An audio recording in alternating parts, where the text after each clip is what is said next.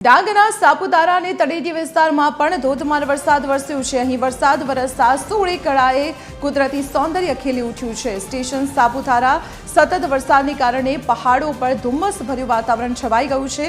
Hill station સાપુતારામાં વરસાદી વાતાવરણથી પ્રવાસીઓ પણ ખુશખુશાલ થઈ ગયા। જોકે પોલીસે વાહન ચાલકોને આ પરિસ્થિતિ વચ્ચે સાવચેતી રાખવાની ખાસ અપીલ કરી છે।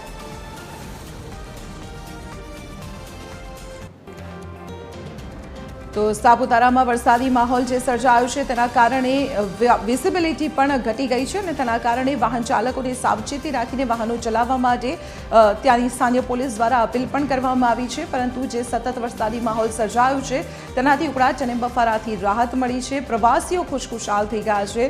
જે રીતે આહલાદક વાતાવરણ અહીં સાપુતારા અને ડાંગ પંથકમાં જોવા મળી રહ્યું છે તેનાથી સ્થાનિય જનજીવન પ્રભાવિત ચોક્કસ થયું છે, પરંતુ પ્રવાસે વેગ મળ્યો છે। ખેતીને જીવનદાન મળ્યું છે, જ્યારે પ્રવાસીઓ આ વાતાવરણ વચ્ચે મોજ માણી રહ્યા છે।